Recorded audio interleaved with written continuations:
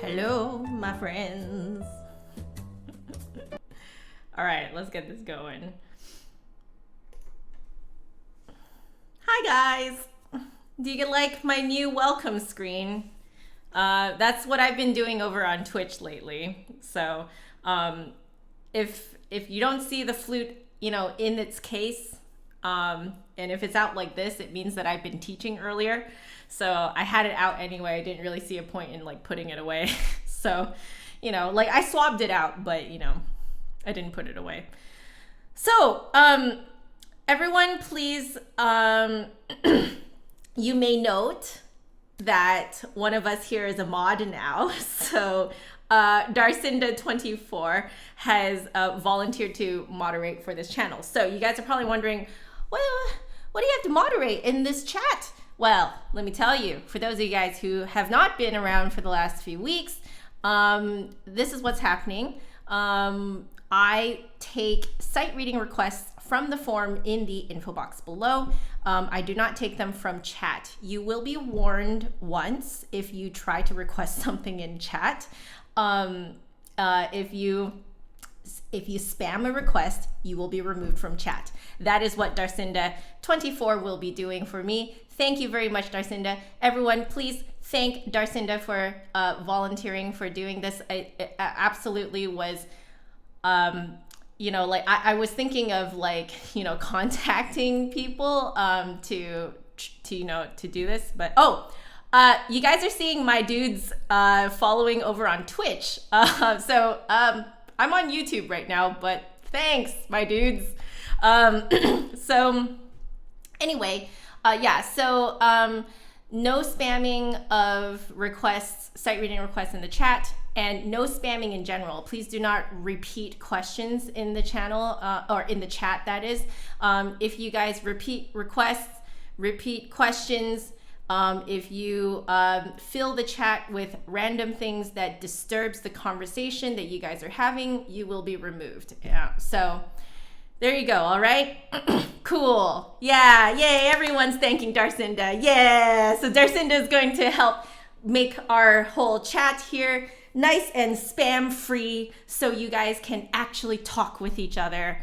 All right. Because I know that I'm sorry that my hair is just doing something has a mind of its own today. Okay. But, I realize that I cannot actually read the chat all the time because I'm sight reading and you guys are just kind of enjoying your time here. So I wanted to make sure that you guys can actually chat with each other, okay, while I'm playing music. So Darcinda is going to help do that. Yeah. Okay. So I need to do a bit of a roll call, but it looks like we have 50 people in here. That's great. That's crazy. I love it. So let's see if I can get do a shout out for all 50. I'm going to scroll to the top of the chat and then try and read out as many of you guys' names as possible. So Just Another Flute Guy. Wait, what was your Twitch name again? I know that you're on Twitch too. Is it Nicholas? It's Nicholas, right? Yeah. Okay. Jody, Amir, Lowy, Andrew, yo, what's up? Let's see, Magic Monkichi, what's up? The Coffrey, is that a play on coffee? Because I like it. You're watching from Italy. Hello, all the way from Seattle. Obviously Darcinda is here. Quality Toast. It's a quality username. Oriana, hello. Let's see. Franco. Amir, did I say hello to you? I did, right? Chris is here. Lizzie's is here. Haya is here. Claire. A. Armstrong, hello. Paolo, hello. Let's see. David. Let's see. Hanyu, hello. Oh, Hanyu, you are not the only one to notice that this is a flute channel with jazz piano playing in the background. Oh, no. That was done on purpose. Why? It's because I enjoy a good jazz piano track. So, it's to kind of give you guys a little bit of a more real taste of who I am and what I like. So that's why I don't put flute music there, because like if I was sitting in sort of like a welcome screen, I would rather listen to smooth jazz piano. Oh, one Jesse's mom. Thank you for the follow over on Twitch. I don't turn those off here on YouTube because I never remember to turn it back on when I go over to Twitch. So thank you for following over on Twitch. I hope you know that I'm shouting you out over here on YouTube. Let's see. Thor is here. Excellent, excellent. I'm trying to see. I'm just scanning here. Natasha, hello. Karina. Yo, what's up, Karina? And I hope your sister is here too. I know there's two of you here. Let's see. Matthew, did I say hello to Matthew? I think I did. Matthew. Flute Roops. Flute Roops. That's cute. That's a cute name. That's a cute name. I get it. Let's see. Jody. Molly. Hey, Molly. How are you doing? Santiago. Pandora. Cookie. Did I get everyone? Michael. Kashal. Lee. It's Kawaii Miku. Oh, are you stranded on another channel? Is that why you're commenting from a different channel? I know, aren't the emojis adorable here? They're really cute. Donna, hello. It looks like all of you guys are discussing what house you guys are in Harry Potter. So if you guys don't know, I am Slytherin. And yes, I remember you have a twin, Karina. You guys have been around on my channel for a very long time. I often look forward to your comments on my videos when I used to make videos. Now I just stream, and I'm trying to make some time to make some highlights for you guys, I swear. But life is really busy right now. So, but at least I get to hang out with you guys like this. Hey, Omar from Colombia. Hey. Great. I know I am Slytherin. So Matthew, let me tell you the story about how I found out I was Slytherin. So this was before Pottermore came out, okay? I took, basically it was like a Myers-Briggs test to, find out what house you were in. It was like a fan-made, extremely detailed test online, like a personality test.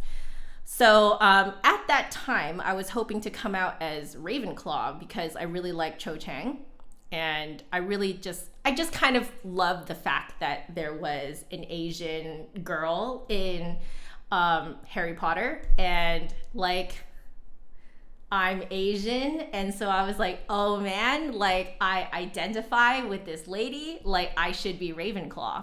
So anyway, I take this test and I come out Slytherin. It's like very, very, very detailed test. I think at least 100 questions on that test.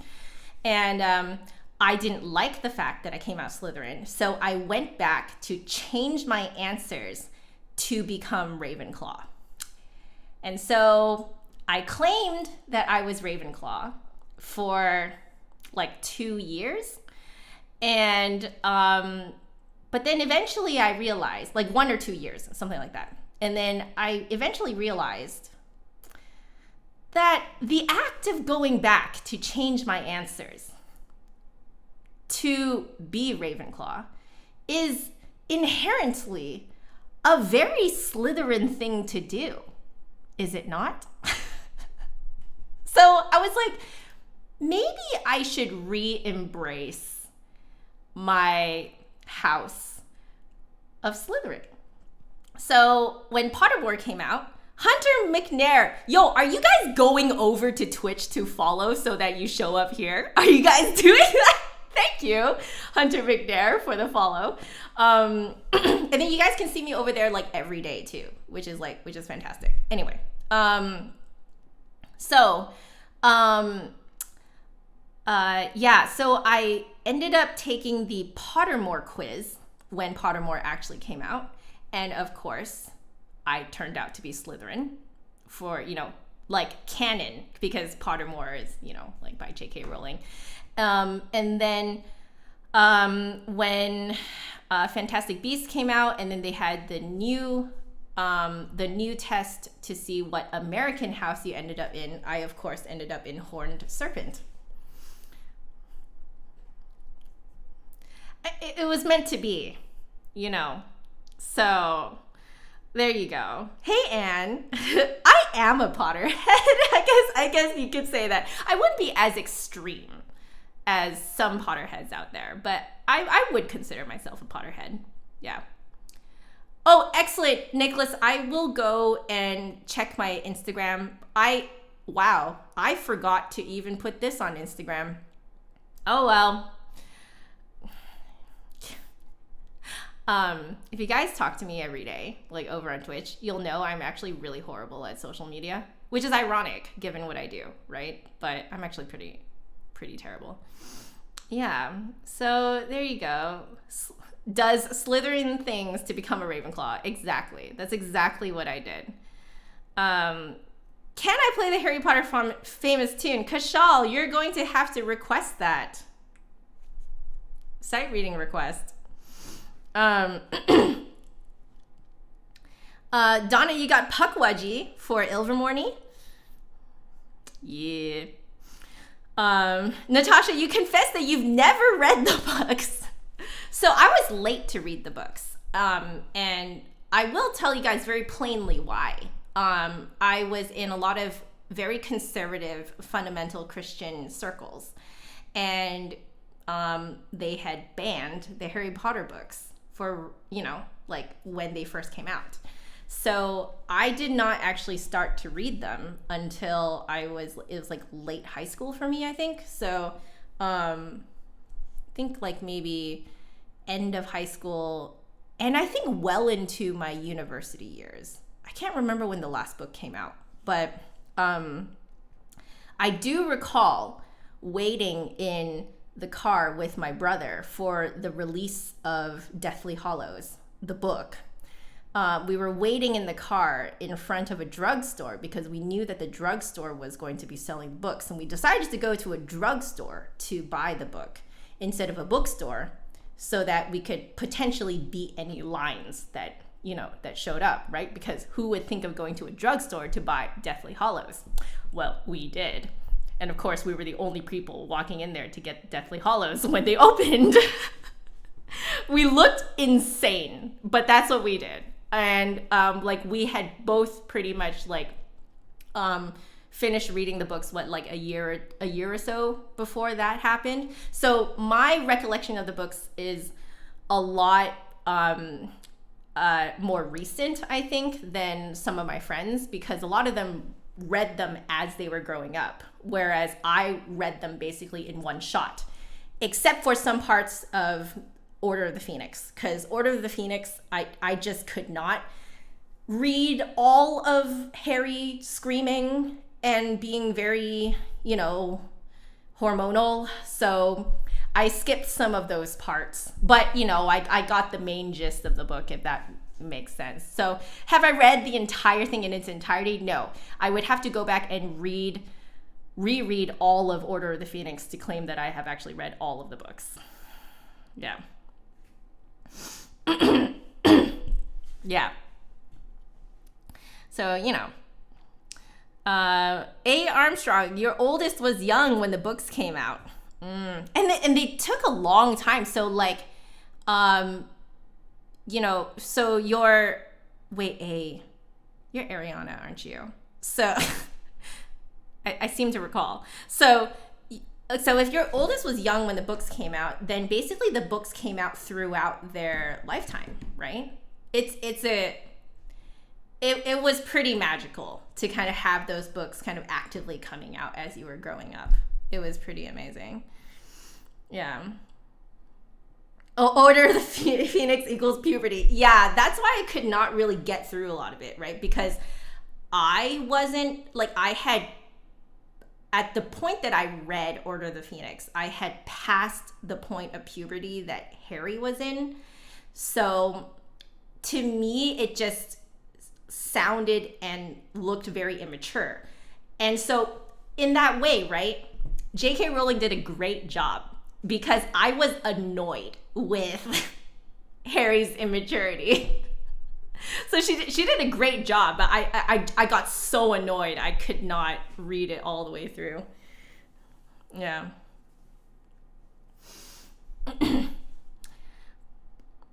You don't think you were alive when the movies came out even? Oh, Amir. Oh, what a thing to say. Oh my goodness. Although to be fair, I think Daniel Radcliffe is like my age or something like that, right? Yeah. You were more obsessed with the Percy Jackson series than Harry Potter. Oh, interesting. I've heard mixed reviews of it. I haven't actually watched it myself, and I haven't read the books. There's books, right? There's books to go with that, right? Or the books came before, that is. Yeah. But I mean, you guys know, I hope you guys know from what you can see on my bookshelf that Lord of the Rings, though, will always be the top for me. The top. Yeah. I want to see what someone said about, let's see. Nicholas, for you, you also went to a very conservative Christian school and it was banned. Yeah. And you're absolutely right. I do actually think that it's ridiculous that these books were banned because when you read them, it actually has very little to do with magic. It's just in the context of a magical world, right? With it, it's like an alternate universe type of thing, you know, because it is kind of placed in our timeline, in our world, but like an alternate version that has this magical aspect to it. So, I mean, at that point, you should be banned. Like, if you're going to ban Harry Potter for having magic in it, right? It's only because they didn't like the name of Hogwarts, which is Hogwarts School of Witchcraft and Wizardry, right? It's just the word witchcraft just like immediately turned off every conservative Christian circle. So, but like, you know, if you actually read the books, it's very actually like in terms of like what happens in the book, it's just that magic just happens to be kind of like a background thing, you know? But it's mostly a story of growth, life, death, love, you know, it's a character development type of story, you know?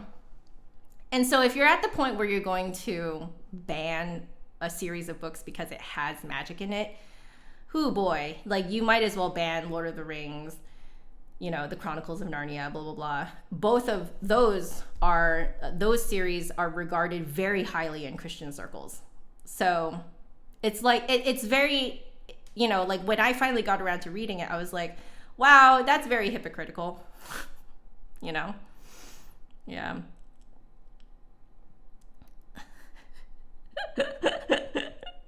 I know, right? I'm seeing Majimon Kichi rolling his eyes. Me too, man. Me too. I'm also, it really made me roll my eyes.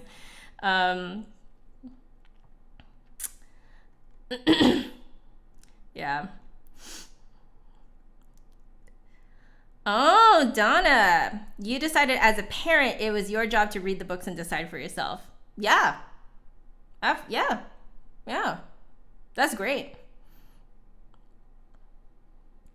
Oh, man. Jera! How are you doing?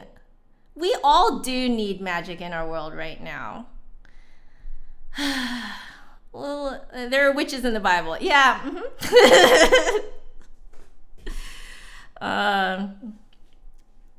You took a Wagner ring cycle class last quarter. You never realized the similarity between that and Lord of the Rings. Yeah.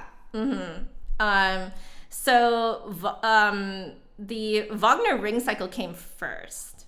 So, you know, and I believe the thing with Middle Earth and Lord of the Rings was that I think Tolkien was trying to create like this like a lore, you know, almost like English lore, English mythical lore. Yeah, if that makes sense. And I think he's done it.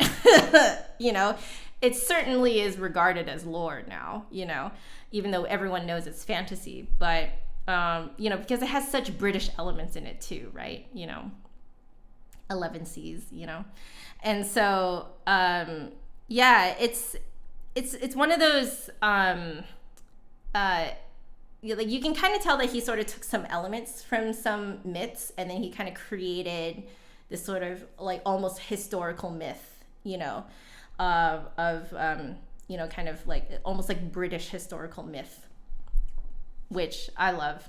I'm a fan for obvious reasons. Hey, Julian, how are you doing? Yeah, that's so interesting. Which, by the way, if you guys have not seen, I believe her name is Anne Russell, a classical musician, comedian from a while ago now. But you can find her version, her truncated version of the Ring Cycle on YouTube. So look up Anne Russell, Wagner Ring Cycle. It is so funny. It is so good. So the whole sketch, the whole sketch is like 25 minutes long. It is so good. It truncates the entire story of the Wagner's Ring Cycle, which takes like 9 days, right, to perform, into like 25 minutes. Hey, Michael. Yeah, it's really good. So if you guys haven't seen it, go look it up. Anne Russell, Wagner Ring Cycle. I miss you too, Jara. Definitely talk soon. Yeah. The lyric opera did the entire cycle in 1 weekend. Oh my gosh, that's crazy. Wait, doesn't it take wait, how many days does it take to perform? I forget. Like, for some reason, the word 9, the number 9 is like in my head. Yeah. Oh, yeah. You guys need to look up more of Anne's stuff, like Anne's comedic sketches. They're really good. They're really, really good. Like, her and Victor Borge are the two that I have looked up to. Victor Borge, I think I randomly saw on TV before, like they were doing reruns of his stuff. For Anne's, I can't quite remember how I found her. I'm sure I think it was one of my students. I think it was one of my students who sent me that particular sketch, the Wagner Ring Cycle sketch. It was so good. It was so good. I know. 17 hours. Okay, so like 3 days. 3 days. Okay, so not 9 days, 3 days. Okay. Right? What, because you guys are going for about what, like 6-ish hours? Almost 6 hours, right? 6 hours per day, right? Yeah. Yeah, I have the Victor Borge box set too. Yeah. Yeah. I haven't actually opened it up yet because I keep looking up his stuff on YouTube. Yeah. They tripled the orchestra and had a nice rotation the whole time. Oh, smart. Oh, very smart. Yeah, that's smart. That's smart. Oh, man. That is crazy. Yeah.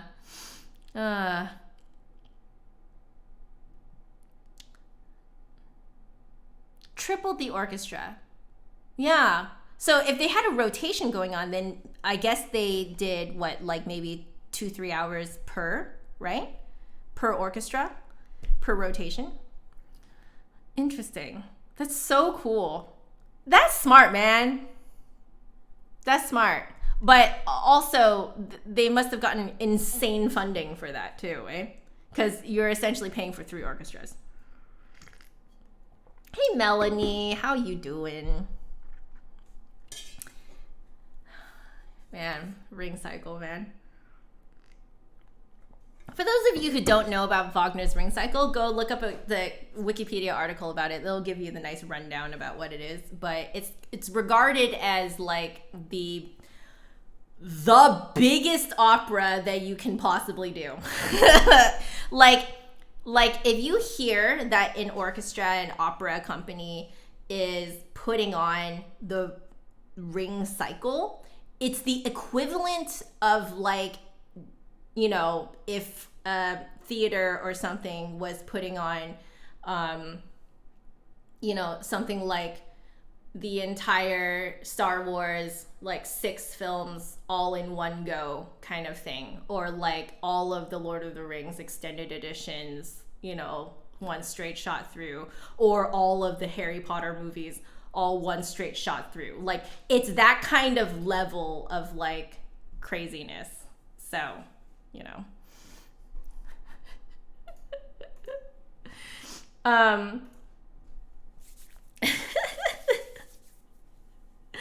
Oh, you guys are so great. Anyway, I have chatted for far longer than I expected to. So let's do some playing, shall we? I'm going to check my my good old Google Drive, and then see what's going on here. So let me just kind of rearrange my desktop right now so that I can at least somewhat still read the chat while I do this. Okay, so actually,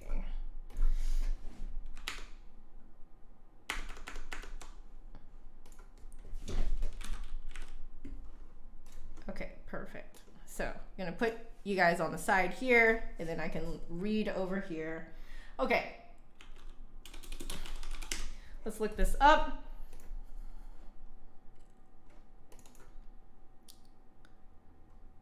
Oh my goodness, it keeps going. Okay, so I know I did Hikaru Nara last time. So we're gonna start with the Kuhlau Grand Solo number 2, requested by Alex. All right, so let me just head on over here. Kuhlau Grand Solo. I don't think I've ever actually played this before. Okay, so flute part. Okay, so we'll look at the flute part.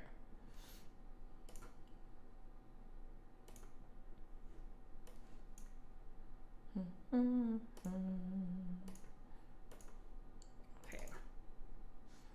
there we go. All right, so you want what, number 2, is that right? You want Grand Solo number 2. Okay, sounds great. So let me copy this out for you guys. Okay, in the info box. So here we go. Today's requests are, I'll put here, request by Alex is Grand Solo number 2 by Kuhlau, or Kuhlau? You know what I mean. Okay, and then let's see, I will copy over, and then there we go. Great. Okay, so if you guys refresh the page, you'll see it now. Let me put this on the screen as well. Okay. Boom! There it is on the screen, so you guys can see what it is I'm playing. All right, let's try this. So number 2.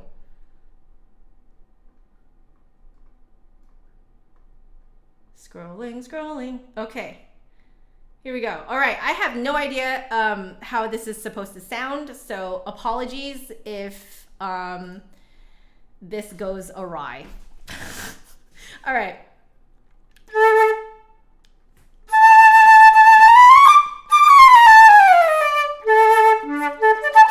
Okay. Allegro con passione.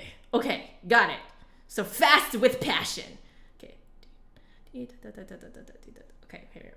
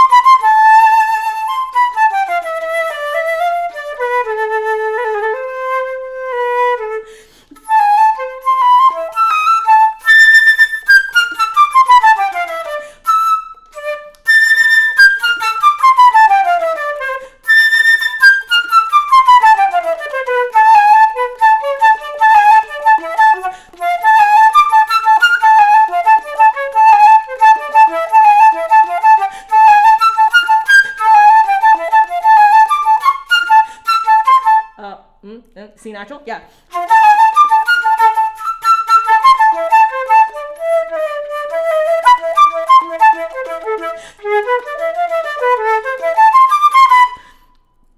Nope.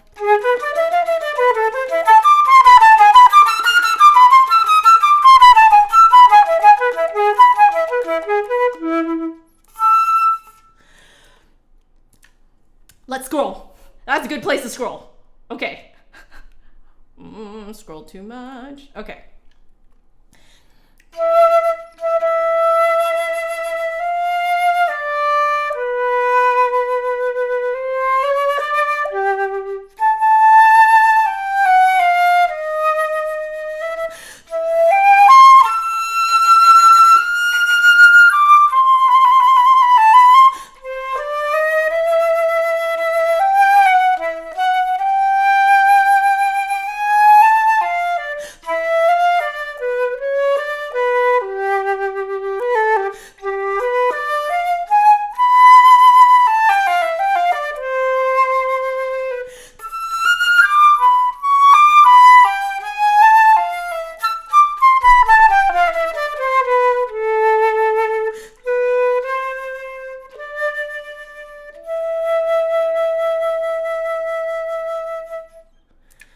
Let's scroll again.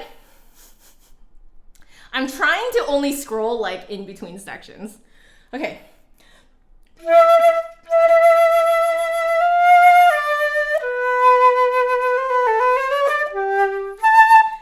No, I don't think I did that right.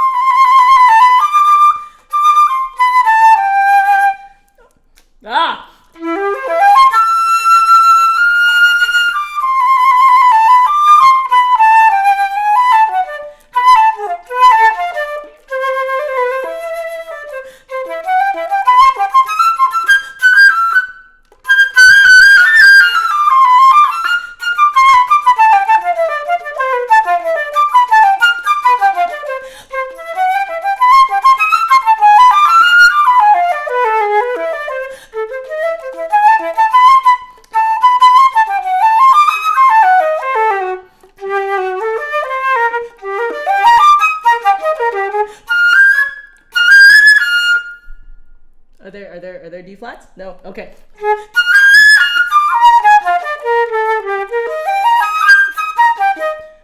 Nope. Let me back it up.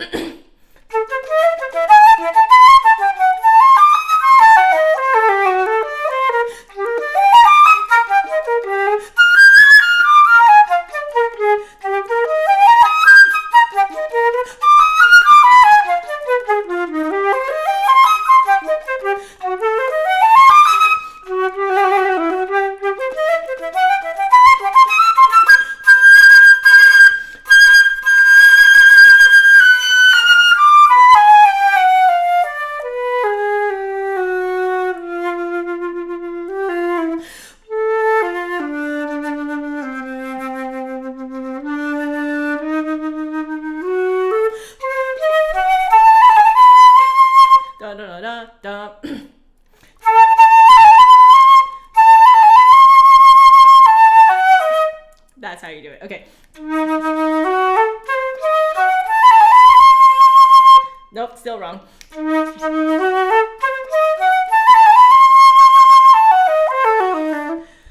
Still wrong. Okay.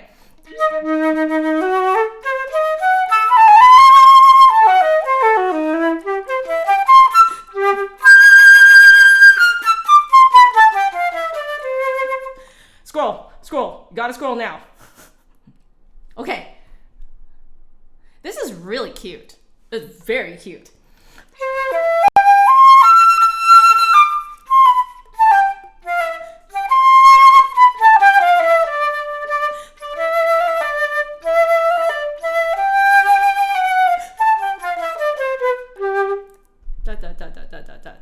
Whoops, I accidentally started doing it as triplets.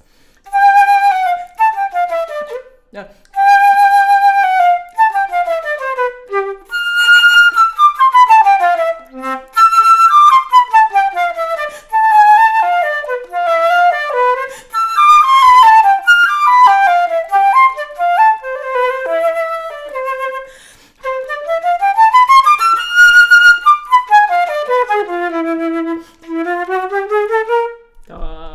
dee da da da da. There.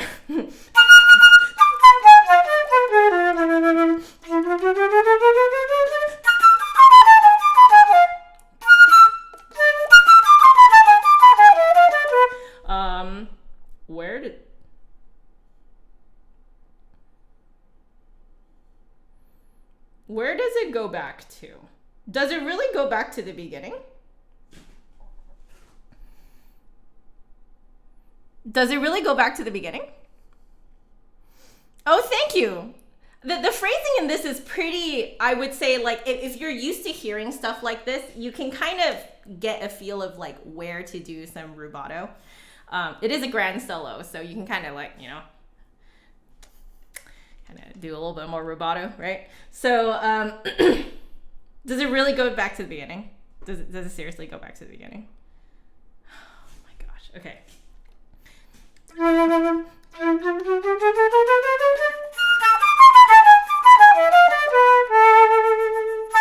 Yeah, it works to go back to the beginning. But we ain't gonna do that. We're now going to take the second ending. Okay.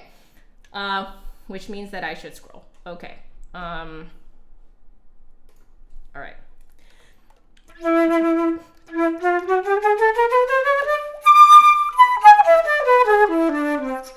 Yeah.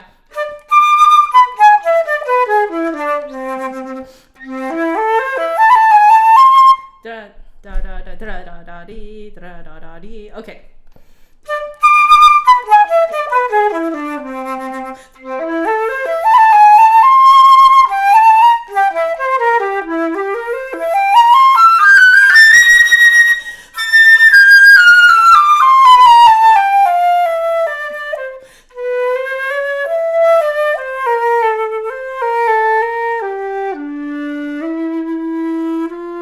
I'm not sure if you're allowed to do that.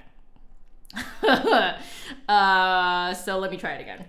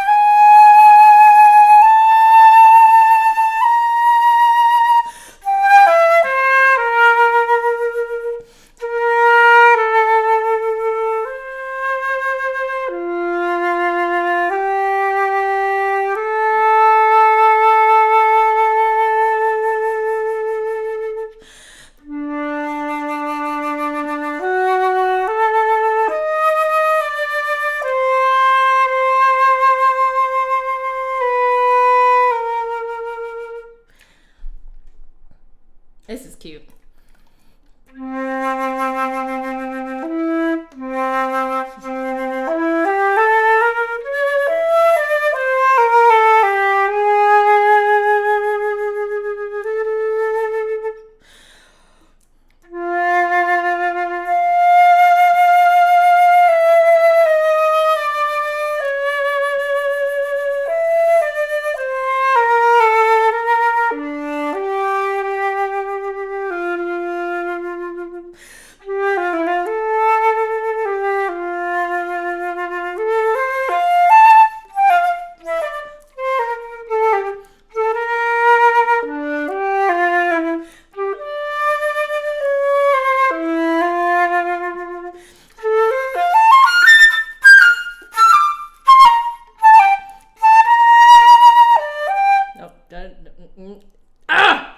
I got off of it. Okay.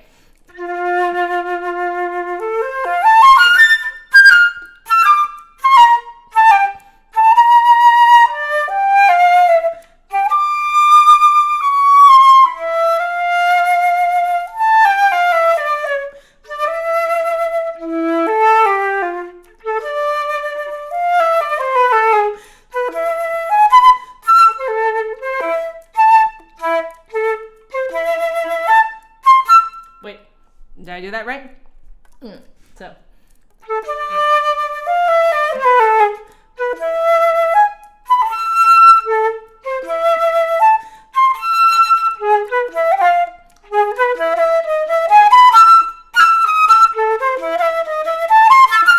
Nope, I'm tonguing it all wrong. Back it up.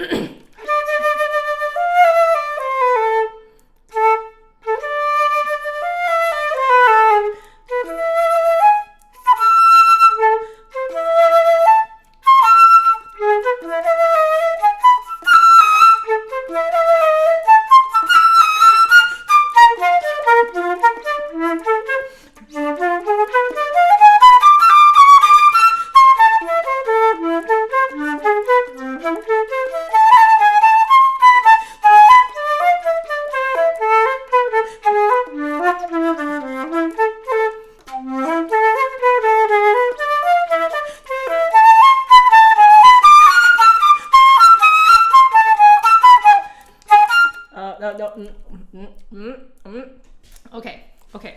So we're building tension here.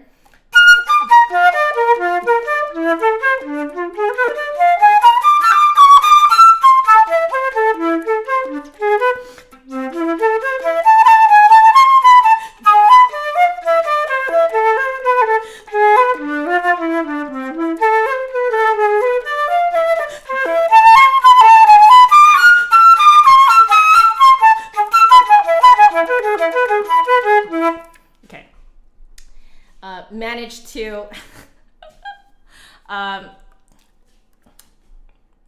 crack. That's note. That's a word. Note. Okay.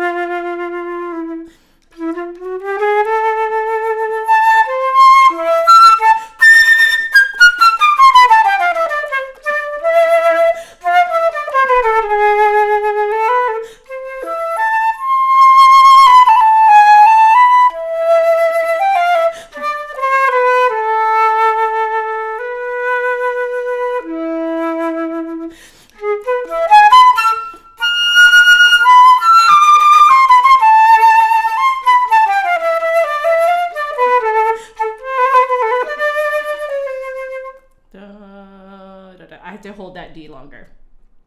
But it's a great place to scroll. So we'll just back it up a bit there.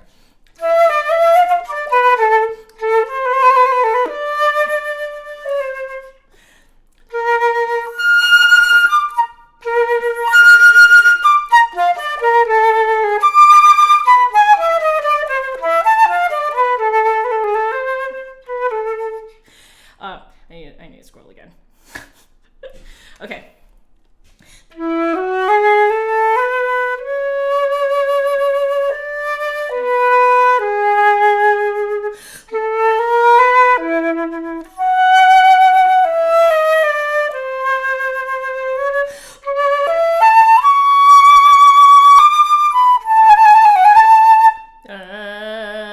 See, I keep not holding it like long enough. Okay.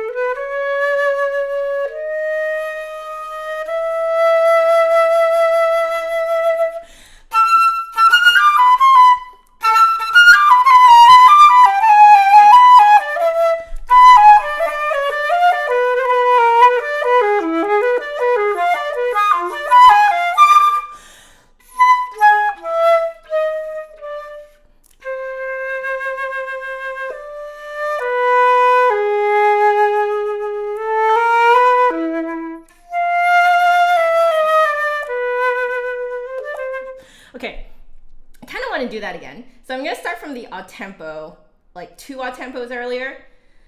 I kind of want to do it a little bit differently than how I just did it. Okay. Oh.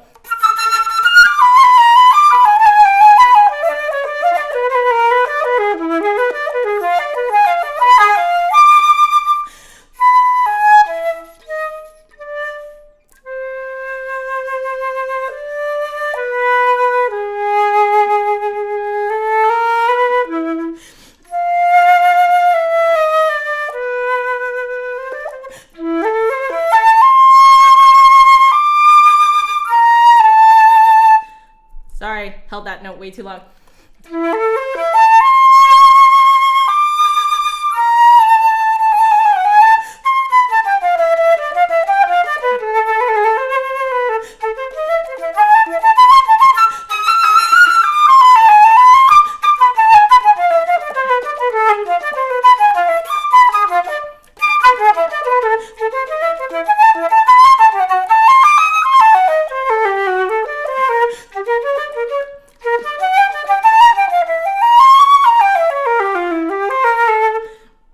Scroll. Okay.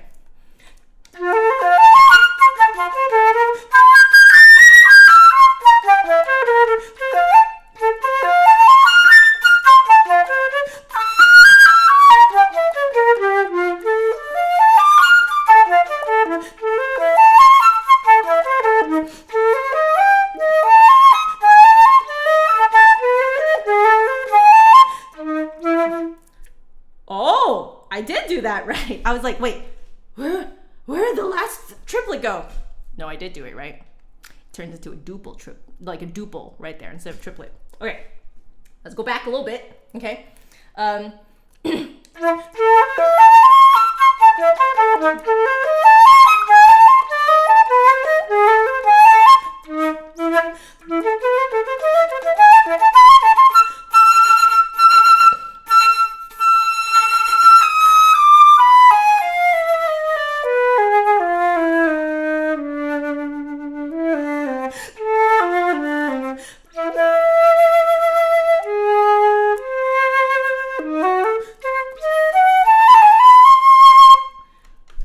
I did that right. Okay.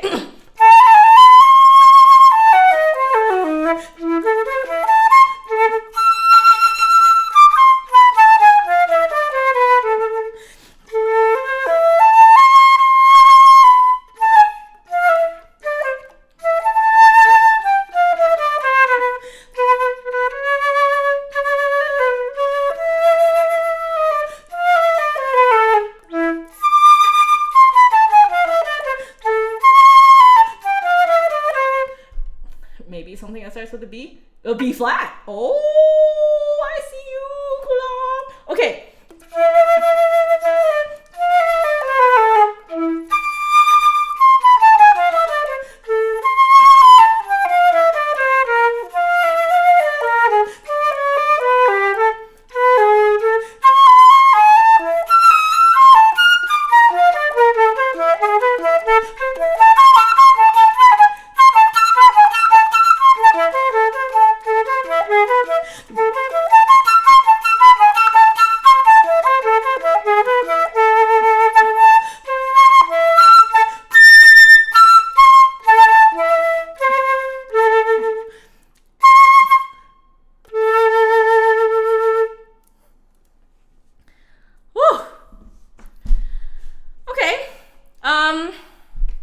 That was the first movement. All right, yeah, I need a second. How are you guys doing? Oh, thank you, Lucas. Looks like we're talking about love-hate relationship with the piccolo. Oh, hey Jane, I'm streaming until my 3:45, so like a little over an hour, like an hour and 10. Hey Kelly. So I just got to the end of the piece, although maybe I think you guys are. So I got to the end of the first movement of the grand solo, number 2. Yeah. So end of the first movement. I need a break. before I do the larghetto. Ooh. But yeah.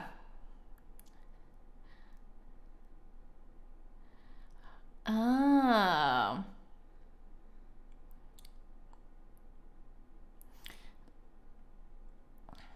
You guys talking about rubato too?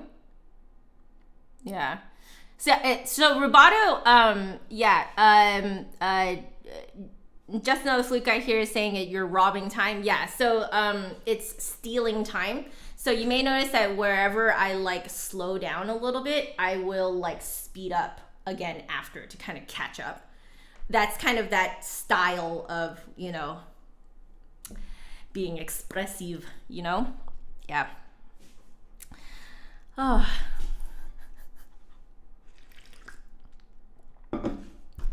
So that whole first movement took 27 minutes. Oh yeah. No wonder I'm tired. Oh man, he doesn't call it grand solo for nothing, does he? All right. Okay. So we've got the larghetto here, and then we have a theme kind of after Mozart, which has a lot of notes in it. My goodness. Okay. I think most of this stream is going to be this. I hope you guys don't mind. But this is very interesting. Let's do a little swabby swab. Should I get my bar stool? Sit down a little bit? Sure, I'll get my bar stool. Why don't I sit and chat with you guys a bit? Maybe today will just be grand solo number 2. Holy crap. This is crazy. My goodness. Okay.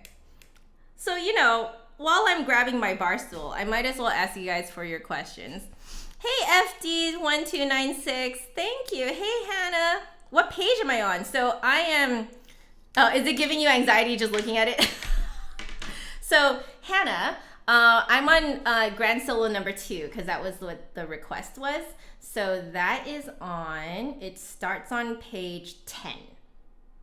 Yeah. So... and I just finished the first movement, which takes you all the way to page 15.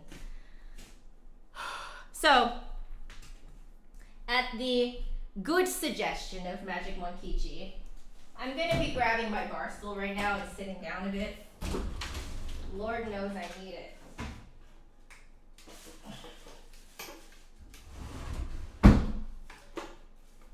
Oh man. That's a great...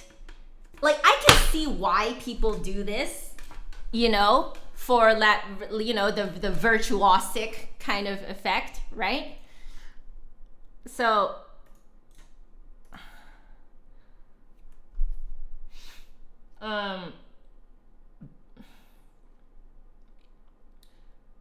so there is piano score.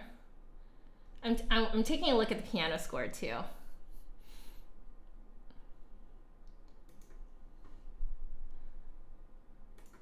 Like, I can see how this would be so fun to play together. So this is never... Oh man, this looks so fun. Like, the piano part doesn't look too bad. Like, I could definitely give this to, like, my piano friends and they wouldn't be mad at me, at least. I feel, right, guys? Like, I don't think they'd be mad at me. Do we have any piano people in here?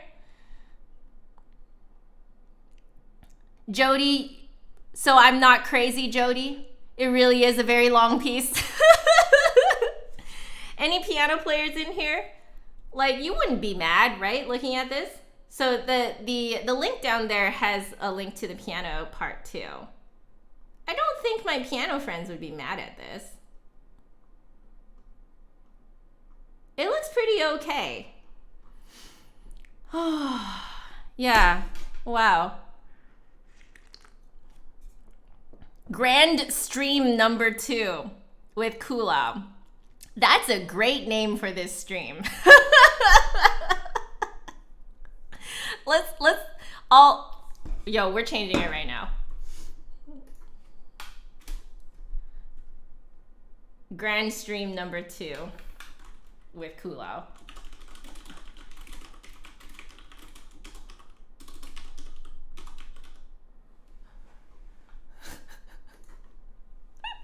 I love it. That's a great name. So anyway, I'm taking a look at this score here. It doesn't look too bad, right? Yeah, so Kelly is saying, yeah, it doesn't look too bad, right? Yeah, so it's really just, I think, the flute player that's, you know, very slightly dying. If you know your scales and arpeggios, you'll be fine doing this. Like, it sounds a lot, in my opinion, it sounds a lot harder than it really is. On top of that, but I think the true test here is endurance. So I think endurance is the thing that you have to kind of, you know. Yeah, so thank you, Amir, for the fantastic name for this stream. I just changed it, so if you guys refresh the page, you'll see that it says Grand Stream number 2 with Kuhlau. Oh my gosh, this is crazy. Okay, yeah, right? Yeah, I think piano plate. Yeah, you're only slightly dying. Sometimes I don't hear myself until you guys quote me. Oh, Thor. Yes, please ask your question again, since I'm just kind of catch my breath here. Please ask your question again. Hey, David. I'm taking a little break right now because I didn't realize that the first movement was that long. I mean, although I did like stop and go here and there, you know, but yeah, Darcy's not that strict. Like it's more that if you start filling the chat with one thing and then no one can talk to each other, then you'll be banned. So just don't do that and you're not gonna be banned. My streams are always grand, Oriana. Thank you. So, by the way, if you guys want to chat like this with each other like all the time, join us over on Twitch. 2, I am considering opening up a Discord server mostly for people who gather at my streams to chat with each other all the time. So the idea came because a lot of you guys were missing each other a lot when I would, take weekends off, and because I take the weekends off, and then and like if I'm out on vacation, if I have a catch-up day and I miss a day of streaming, so you guys miss each other. So I've been toying with the idea of coming up with creating a Discord server for you guys, and then you guys can talk like this with each other all the time, you know. All right, you got tension to pain in your biceps shoulder region and your left index finger. So you're talking about like here. Would I recommend the finger point to help decrease that pain? Yes, but let's have you try something first, because the pain that you're describing sounds a lot like what my friend Paul was talking to me about. So he discovered a new way. I know, how dare I take the weekends off. Okay, but so my friend Paul taught me a great way of finding your position on your left hand position on the flute. So let me just take OBS out here to make sure you can see what I'm showing you. Yeah, okay, this is great. So okay, so you got your flute here. So the way that he has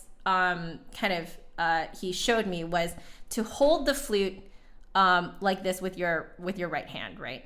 And then have your left hand fingers positioned on the keys, but have your fingers perpendicular to the instrument like this, right? So you're not like this yet, okay? So like this, and then without pulling your fingers away from the keys, just rotate your hand until you hit the flute, right? So everyone will hit the flute at a different spot because, you know, the lengths of our fingers are all different, right? So try that first and see if that helps you just have a better position overall in the left hand. The second thing you can try, which Paul mentioned, and this has worked for a number of my students, is to roll the body of the flute forward, so away from you a little bit, okay? And then that way, the weight of the mechanism is a little bit more kind of like balanced on top, okay? Because a lot of the weight of the mechanism is kind of like where the rods are, okay? So if you know, roll the whole thing out, it means that you do have to roll your head joint in quite far. But this way you can end up basically like holding the flute up like this. You see that? Like it's kind of resting in your hand like this, right? And then you can go like this, you know, totally fine. But do you see what happens to me? If you see my fingers like kind of go like this. So I have noticed that for me, I don't need to roll it out so much. Like I don't quite have that issue because I think it's something to do with the proportions of my fingers to each other and stuff like that. So I don't end up rolling it out very far at all. Like it's only like a smidgen. But I noticed that for other people, they roll it out pretty far.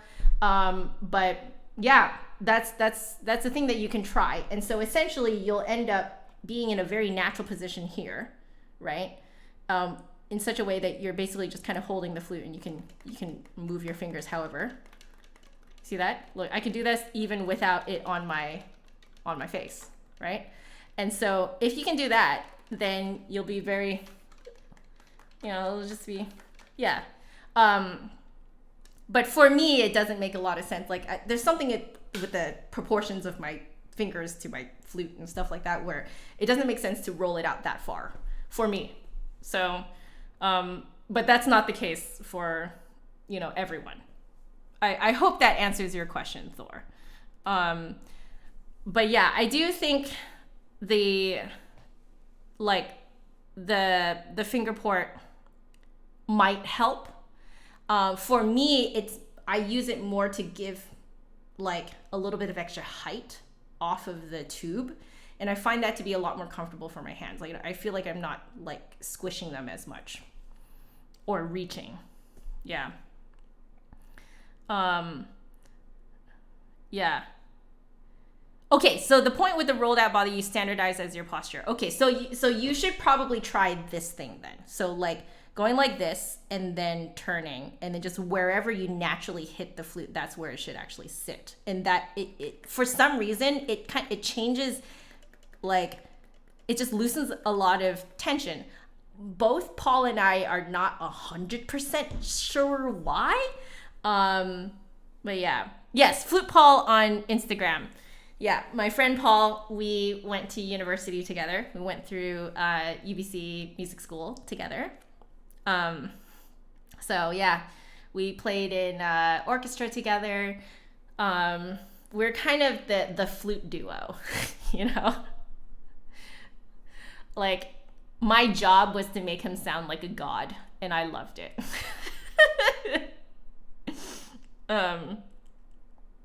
Yeah. So, do you guys have any other questions?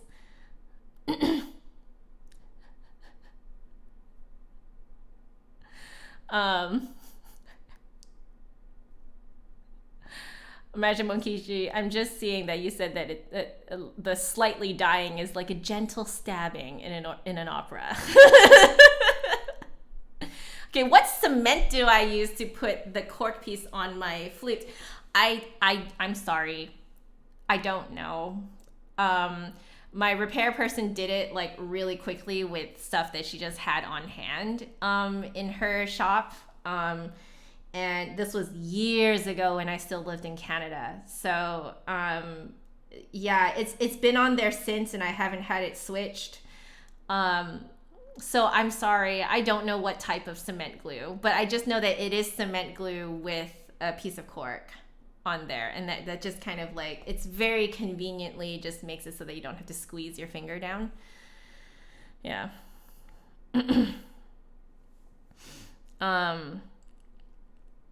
Oh, you got a question on teaching students. Please ask. Please ask. Oh, great, Thor. I'm glad that answered your question. Does the cork on my key help with the left index finger? Kelly is asking. Yes, absolutely. It makes it so that I stop pulling a muscle in my back. That's actually why I got it done.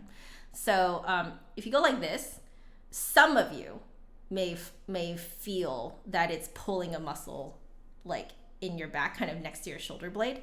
So I was getting a lot of pain from doing that a lot. So, and then once I got this installed, because I never had to squeeze it anymore, the pain went away. So, yeah. Where does the left-hand index finger sit on the flute? At the base of the third phalanges. You have a callus at the base of that point. So, Scott, that depends on the flutist. If you look at different people, like different professionals holding the flute, you'll actually notice that they rest it in very slightly different places on their hands. Why? Is because the flute is one size, but we are not one size, right? So that's why Paul's method works really well, because you can go like this and then you just turn to hit the flute, and then wherever you hit the flute, that is your position, right? So yeah. How not to get finger tied with fast rhythms. Okay, so you guys split it up, right? You have to first figure out what the rhythm is. You may notice me doing this in the sight reading stuff, right? You notice me sometimes I stop and I go da da da da da da da da, right? Or I go da da da da da da da da da da da da, right? Because what I'm doing is I'm sorting out the rhythm apart from the notes, right? So first thing first is to figure out the rhythm. Then the second part is make sure you have your muscle memory down for scales, arpeggios, and stuff like that. So full range scales on the flute, you need that to be able to do stuff like this, okay? Full range arpeggios, and then different types of arpeggios. So a lot of sevenths arpeggios, which you probably may have heard in here too. There's lots of sevenths arpeggios.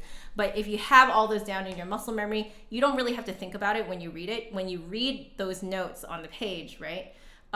You just kind of see like almost like a full word, right? Rather than like individual notes. So it's muscle memory, and then like first figure out the rhythm. Second of all is muscle memory. That's how you not get tied up on fast rhythms. Billy is asking if this head joint is new. Yes, it is. I bought it 2 months ago, a month and a half, 2 months ago, something like that. It's July. Yeah, like 2 months ago. So, but you guys haven't seen it much because due to the situation right now, I had to, when I sent it to the Flute Center of New York to get it fitted, there was a lot of kind of back orders happening. So it took a while for it to come back to me. So that's why you guys haven't seen it much. Yeah. Not the Flute Center of New York's fault. It's just the situation, you know, as you guys know what's happening in the world right now. Hey, Olga. Okay. Let's see. So David is asking, how do we deal with students who seemingly were forced to take lessons by their parents and aren't really willing to learn? Okay. Great question. So I noticed that you need to make them or at the very least, make the effort to help them understand that you are not there to torture them. Okay. So I will sit them down apart from their parents and ask them point blank, do you like the flute? Do you want to learn the flute? And usually, if they were forced to, they will not want to answer, which is fine, okay? So you need to let them not answer, right? And so then, because a lot of times these are kids, okay? So then I will be like, okay, sounds like you're not completely into this, but we kind of have a catch-22 here, right? We kind of have a problem here, which is that your parents are spending real money to, to do these lessons. So, in the effort to not waste your parents' money, let's at the very least do something fun. Okay. So like, what do you like? Are there any like particular soundtracks you like? Like Harry Potter, Lord of the Rings, etc. I'm only listing things that I like, but they can list whatever they like, right? And then what you want to do is find sheet music for that music, and then you basically want to teach concepts of flute playing from those pieces of music, right?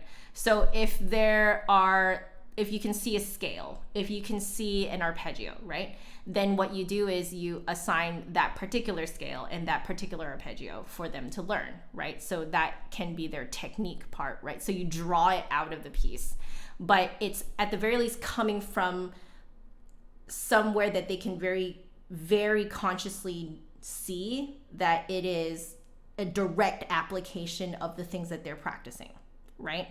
And this is the approach to take for people who don't want to take lessons but are forced to. You might as well give them something fun that they like to do, and then give them techniques and exercises to help them do that fun thing better, if that makes sense. So I hope that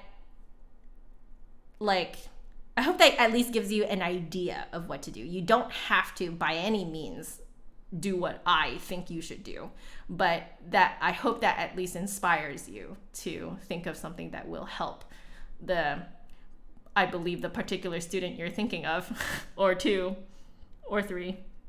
So yeah, hope that helps you. That's tough though. That's real tough.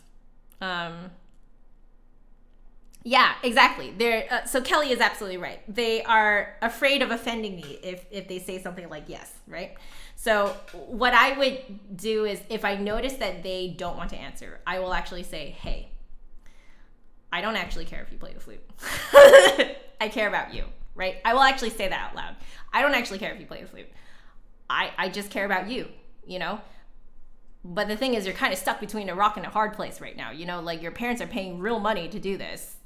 Like, if we don't learn something, right, we're wasting real money right now, and that's a problem, right? So, and I just straight up tell them, hey, you might as well learn something you like.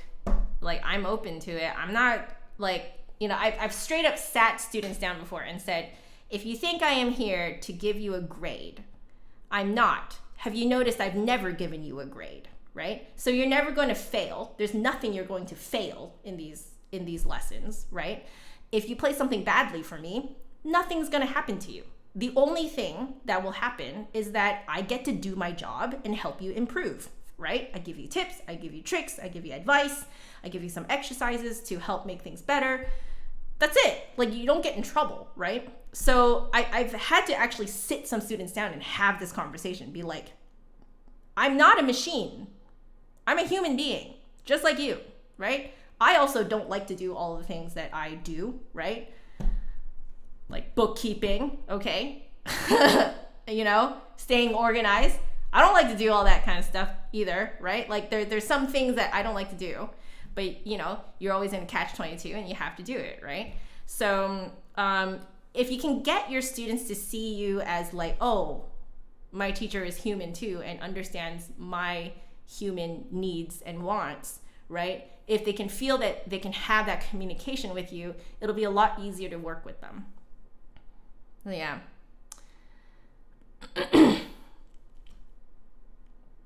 Yeah. So,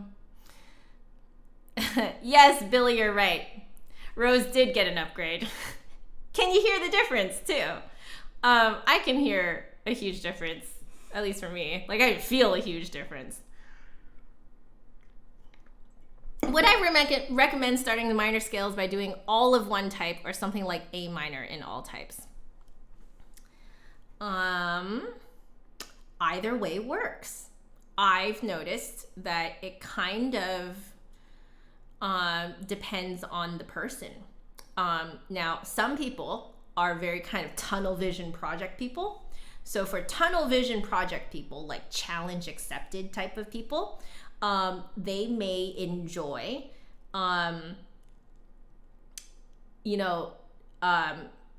doing like a set, right? So at this point, it kind of depends on what you see as a set. Do you see a set as in natural minor, harmonic minor, melodic minor as a set? Or do you see all 12 scales as a set, right? So is all 12 natural minors a set, and all 12 harmonic minors a set, and all 12 melodic minors a set? Is that a set? I don't know. It kind of depends on how you see what a set is, right? In the end, you'll end up learning all of them, and no one is going to care in which order you did it. And yeah, I don't know. But in terms of, if you're thinking more in terms of learning music theory though, in terms of learning music theory, I think it is easier to go in sets of, like, you take one key and you do the natural, harmonic, and melodic, because you can definitively see how exactly they're different from each other, right? You can see that the natural minor is basically the relative major, but starting and stopping on the 6th note, right? You can see that the harmonic minor is taking the natural minor and just raising the 7th note a half step up. You can definitely see that the melodic minor, when you're ascending, raises the 6th and 7th note from the natural minor, and then on its way down, it goes back into its natural minor form. Like, you can actually see all of that, like, theoretically, if you did those all three together. Now, if you're just doing it for muscle memory though, maybe you relate things more chromatically, right? So like, maybe to you, it's easier to just do all 12 natural minor scales because they're all just like, chromatically up from each other, right? So it really kind of depends on how you learn, but like theoretically, music theory wise, definitely is easier to see the differences between the types, right? Yeah.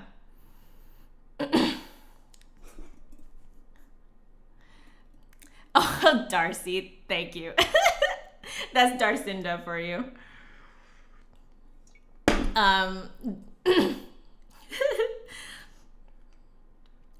Let's see. Yeah. Did Scriben write some nice flute parts? I have no idea. I have no idea. Not at all. Yeah. I don't know. Hey, Andretti. How are you? Okay, guys. I can feel my strength returning to me. So let's attempt this second movement, shall we? So this is Larghetto. We're going at 6/8.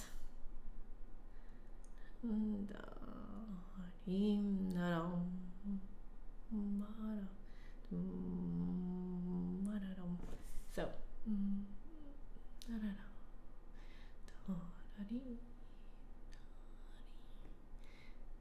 almost like Viennese waltz-ish, right?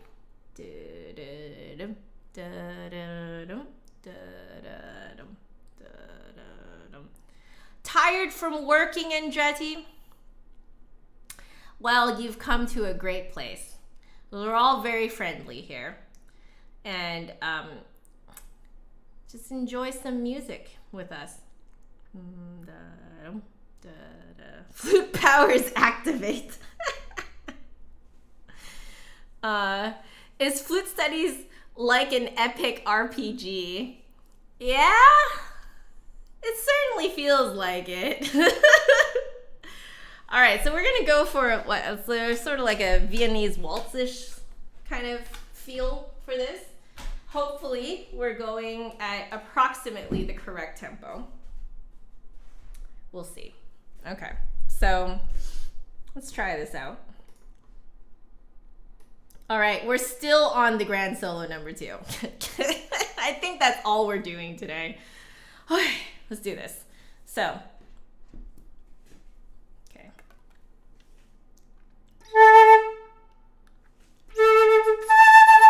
Okay.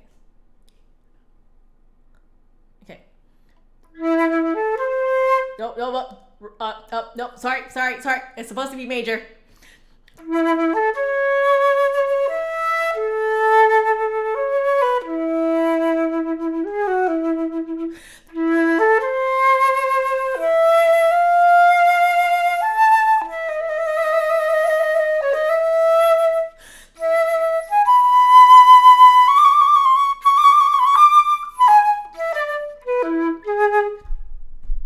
Was that right? That was right. Okay.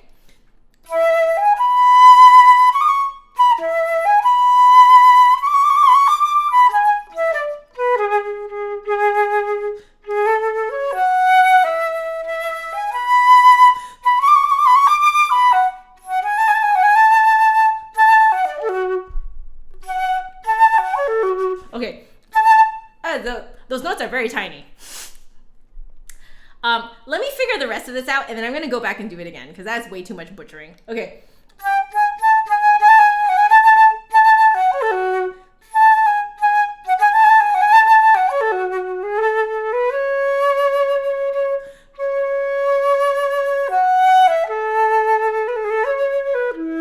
Okay, so let's go back just to make sure I don't like leave this super butchered. Okay.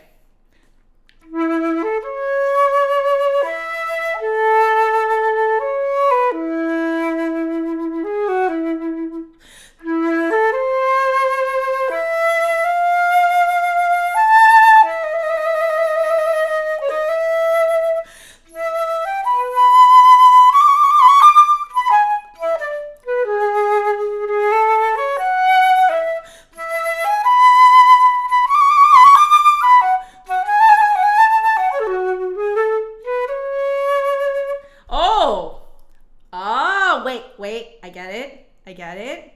Okay, I want to go back a little bit.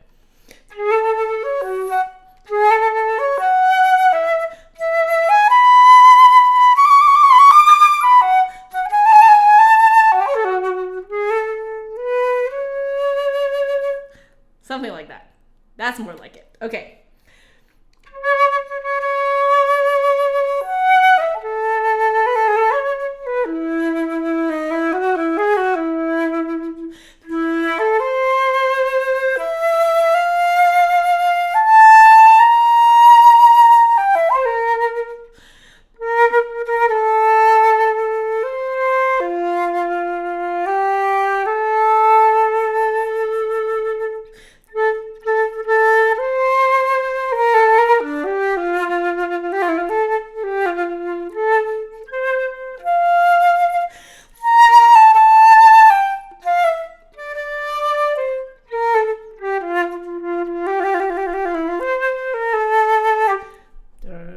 I held it for too long. Sorry.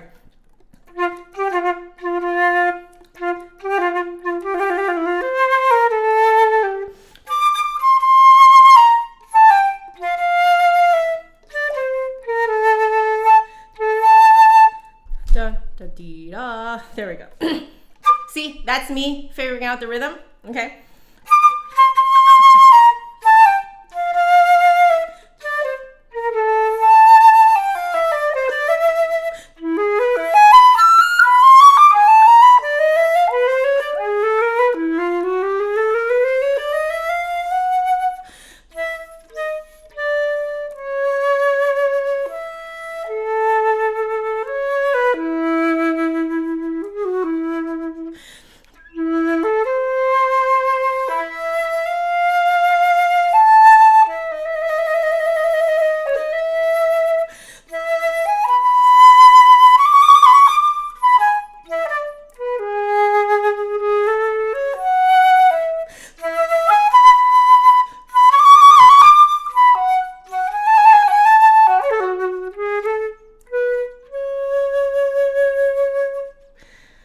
Cheeky, right? next part is basically attacca into the next movement, which if you guys are wondering what the word attacca means, it means that there is no pause between two movements. All right. So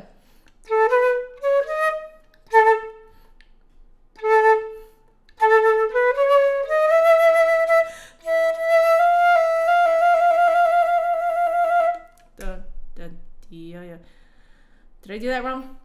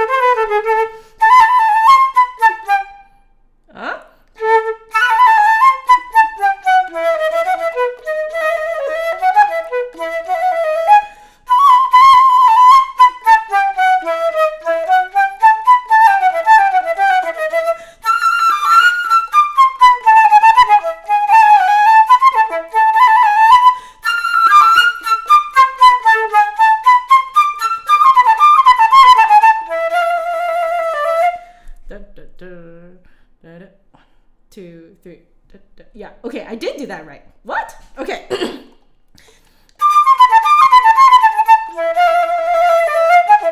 Okay. Okay. Okay.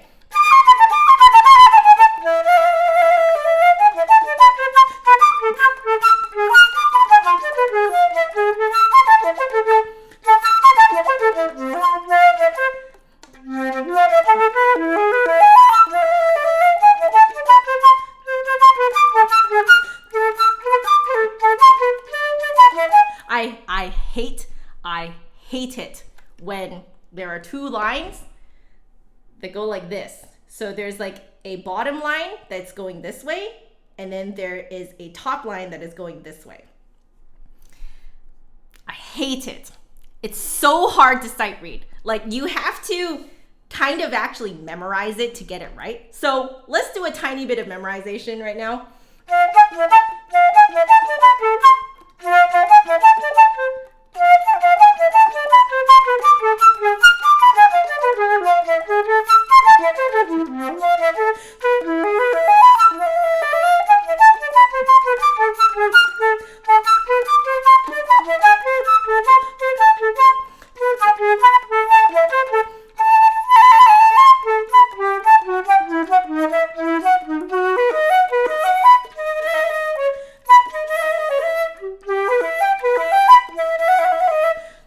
I think those trills are too long.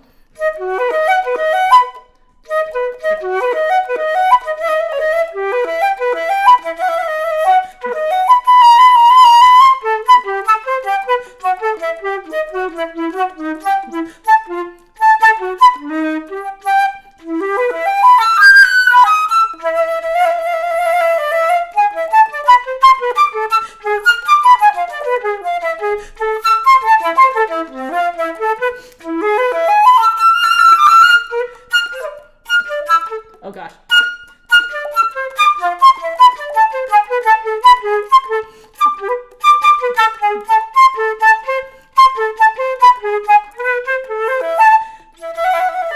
Oops.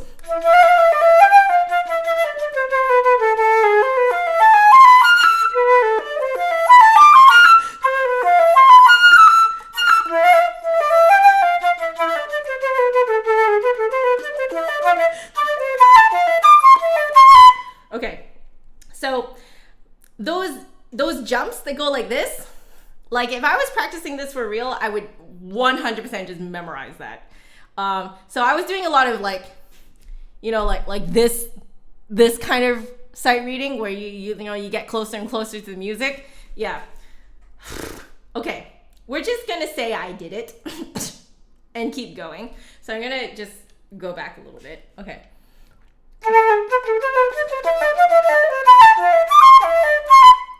Okay.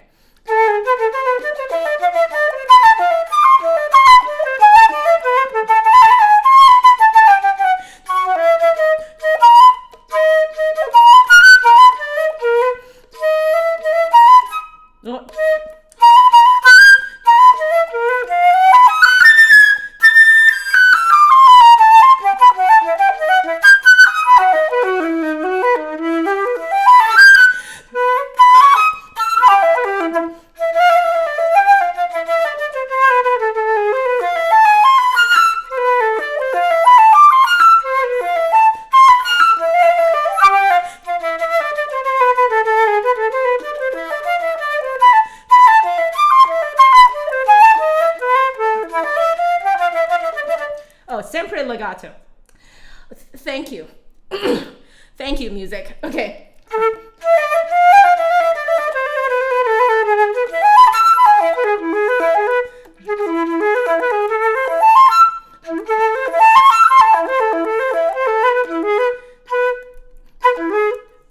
Okay. Is it? It is a D natural. Okay.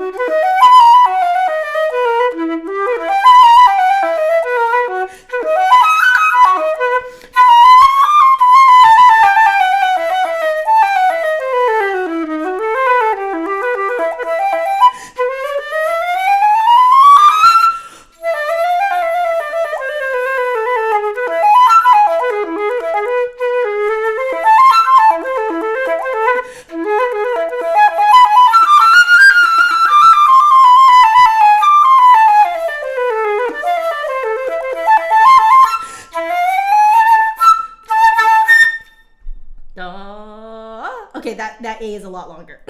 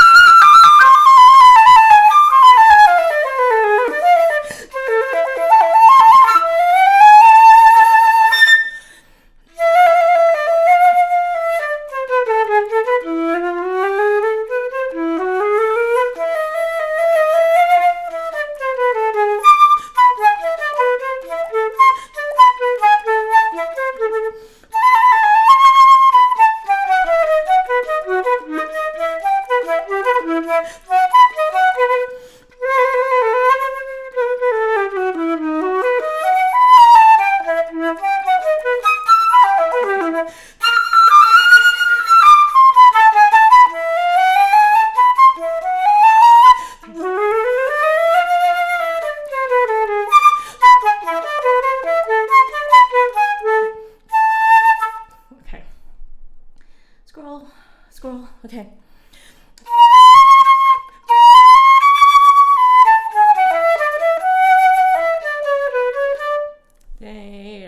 Okay.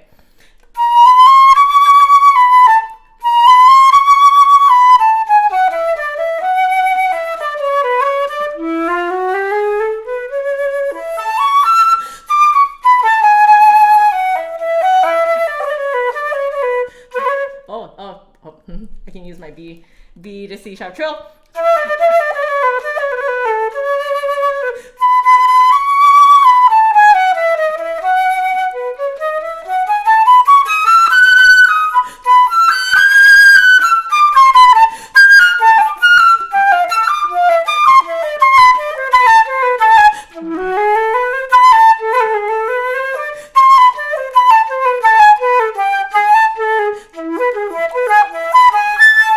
Oh!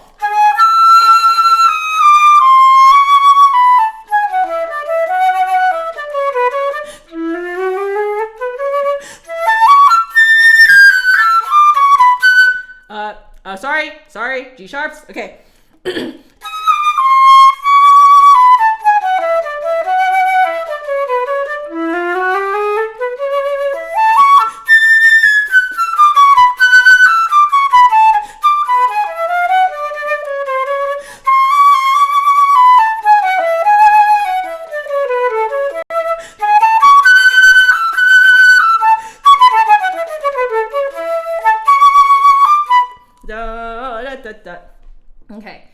Okay, sorting out the rhythm here.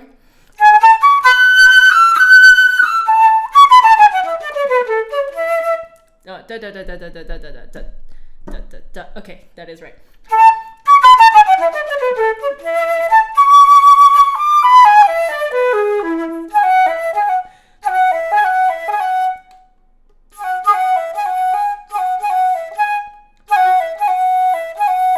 I wonder if that's that better? No, I should just use the real fingerings. Okay.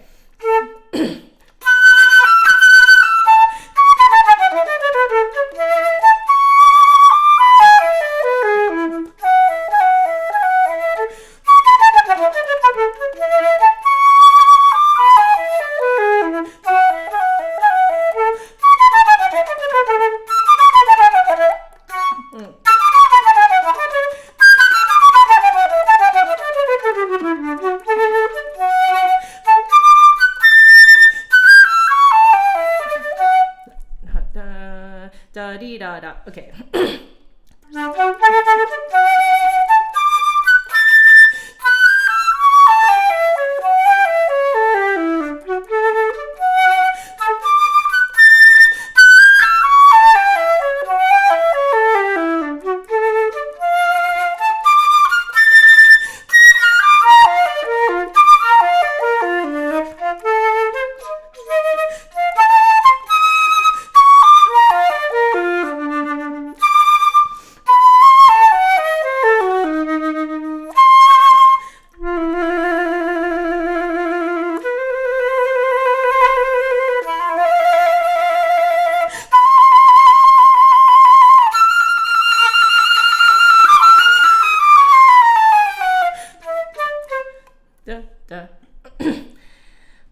I think I'm taking it too fast.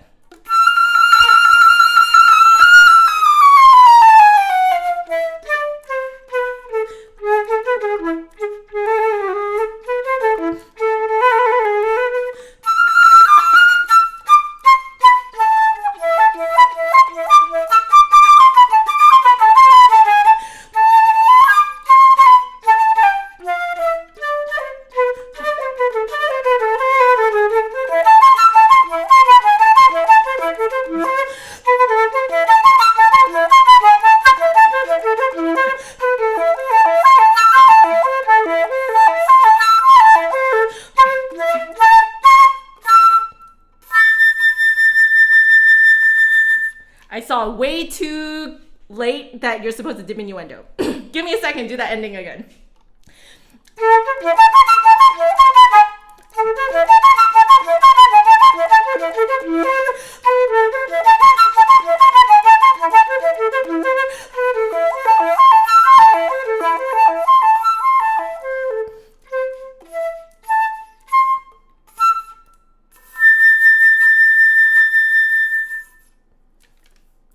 Sorry, I hit a weird note in there too because like my fingers were like, ah! One more time.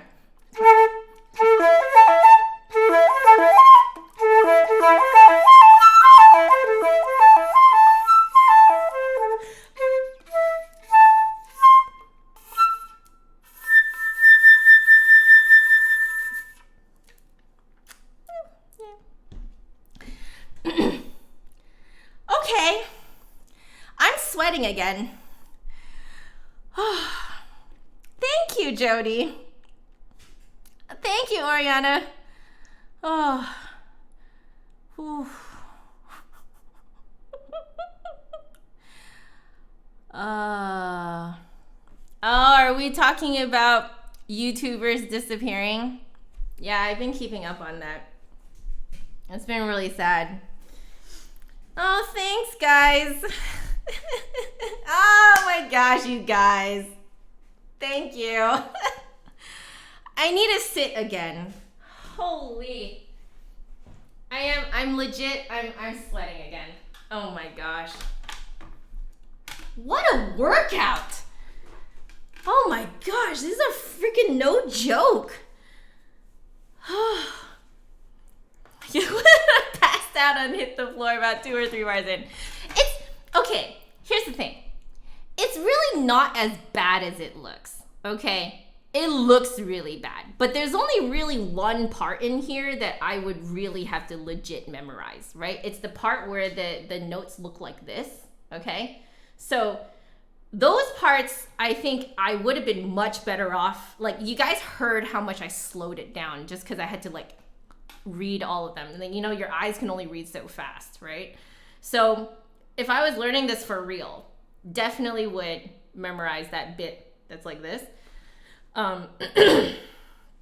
Huh. I'm making you feel tired and you're just sitting there.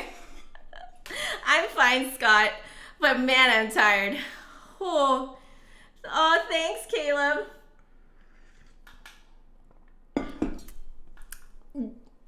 Depths of Mel. I'm assuming your name is Mel. Thank you so much. And you're wishing that your flute didn't fall apart on you. Oh no, that's so sad. Oh. Oh my gosh. This is really fun though. Very, very fun. So, and as you guys can tell, absolutely fantastic for, playing for an audience. It's so flashy. It's very flashy, but at the same time, it's not as impossible as something like the Iber Concerto. Okay. The Iber Concerto is something that you can't even sight read. It's just crazy. So, oh man. You feel like he got bludgeoned by a trillion notes. Magic Monkichi, thank you so much. And thank you for making it towards the Maple Black Tea Fund. You know me so well. We are starting to run low on our maple black tea, and I am legit considering, buying a box, ordering a box in from Canada, because you can't find maple black tea here. You just can't. Thank you, guys. Oh, yeah. Oh my gosh. The feeling I have is I just did a really good workout. It's that kind of post-workout, the endorphins are going, but you're sort of you're tired too. So it's like a tired, happy sort of feel. Yeah, that definitely is a feel-good. This is a feel-good set of solos, I think. If you want to just go super flashy in a recital, these are great. These are great for that super flashy, but not nigh impossible to learn, A lot of the, actually pretty much all of the arpeggios, scales, and similar types of patterny type things that you see in here are all stuff that you learn in the Tafnel Gobert. Someone was mentioning that they were working on number 7, is that right? So the Tafnel and Gobert 17 big daily exercises, which you can actually find for free because it is public domain now. So it is on IMSLP. It's fantastic. I love the fact that it is on public domain now, which means that more of you guys can access this really good flute material. So it's stuff like the stuff that's in that book where you have to get that into your muscle memory, and then playing something like this will really not be so bad. So it's just long. It's just really long. So more than anything, it's just endurance to get through this. So if you were to, let's say you were to perform this, right, in a recital. This is the type of piece where you have to run it every day, all the way through, no stops, just to train your body to not get tired playing it, if that makes sense. So, and ideally, you want to try playing it at your most tired time of the day. So, when I was preparing for my my recitals, what I used to do was run my entire recital program in one shot, no stops, every night at around 9 or 10 p.m. Basically it's around the time when you're trying to wind up for the day and just, go to bed or wind down for the day, that is, and go to bed, right? If you can run it during that time and make your way all the way through with almost no problems, because no performance is going to be perfect, okay? So if you can make it through 95% fine, you're fine for the recital. So the first few days are a complete gong show. You know, you will completely fall apart in the first few days that you do this, but your body starts to kind of acclimate to it. So then by the time, by like the 5th or 6th day, you're starting to get a feel of like, oh yeah, like my body like really kind of felt like it kind of clicked when I put the flute up to my face. It was like, okay, it's go time, you know? And then by the second week, by the middle of the second week, it just became routine. Like it became super routine to just kind of like 9 or 10 p.m. pick up the flute and do an entire recital program. Highly, highly recommend. Oh, Libra, thank you so much for joining us today. And you're so sweet to say that. So we'll see you next time. I'll be here again next week, 1:30 my time. Same as always. Oh, Paganini. Caleb is mentioning Paganini. So, and so is Nicholas. Yeah, no rests. Oh my gosh.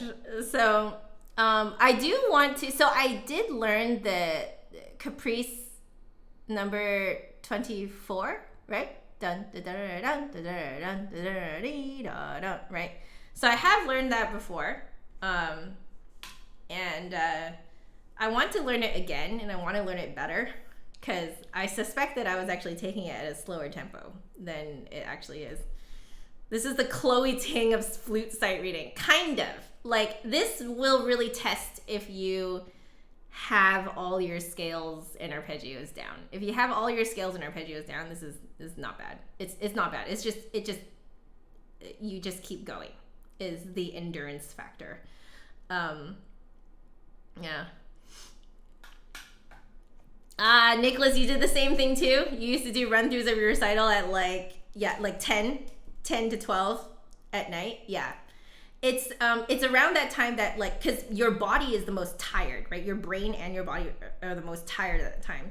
So what you do is you use that time to run through your recital program to just kind of like see if you can do it at your most tired state. Because if you can do it at your most tired state, then you can do it with, you know, anything can happen during the recital, and you can just keep going, you know. Yeah. Beast mode on. Yeah. Rayleigh, you attempted Paganini 24 once. You really should revisit it. It's very fun. It's another of those pieces that is just very, very fun to do in a performance context, because it is very flashy, and it's just a joy and a pleasure to listen to. I don't know if you guys saw, but someone asked me some questions, like did an interview with me, and they asked a very interesting question that I normally don't see. They asked me what I think of modern music, and I just love what that question implies. So if you guys want to see this, actually, let me see if I can. I forget exactly. Give me a second here. I'm gonna find.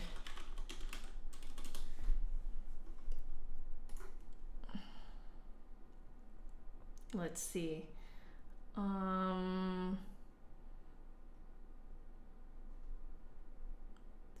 Interview. Yeah. So if you guys look up musician in progress, I believe it is. And I think it's musicianinprogress.com. Is that right? Yeah. Look up musician in progress, and then you can look up my name, Joanna So, or Just Another Flutist, and you'll see the interview there. And they asked that very interesting question of like, what do you think of modern music? And I loved how open-ended this question is, right? Because it's like, it implies a lot of things, right? Because the implication is that modern music is kind of freaking weird, right? So, or some modern music is really weird. So it's like, you know, what do you think of that, right? So at least my understanding of modern music is that it's kind of generically split into kind of two different, very generalized, you know, I don't know, types of music. Because there's one part of modern music, like music written in the 20th century, that does kind of focus on melody, harmony, kind of developing that aspect of music. But then there's another part that's completely experimental, right? So, and whenever you say modern music, a lot of people will kind of immediately think of the more kind of like weird stuff, right? Atonal, 12-tone stuff, blah, blah, blah, you know? So at first I didn't really know what to say. And then I was like, you know what? I need to just answer completely honestly, right? Because like, what else is this interview for, right? So I answered that I like playing modern music because it's fun and it's experimental and you do things on the flute that you normally wouldn't do. But is it really fun to listen to? Not really. Actually, it's actually not that fun to listen to. So I just left it at that because, you know, I'm not a music theory professor, so I'm not about to go into all the craziness of the music theory of, you know, 20th century music and stuff, right? We'll leave that to the professionals, to the professors, right? So, but yeah, this music here, for the Kuhlau Grand Solo, it's not that kind of weird, right? So it's like, I feel like it's like a good balance of fun for both the player and the people listening. Sometimes there are some pieces that you perform that are kind of boring for the player, but it's gorgeous to listen to. So, you know, like I feel that this grand solo is a really nice kind of like both sides are having fun in my opinion, right? Yeah. Depends on the composer. Yeah. All right. See you later, Kelly.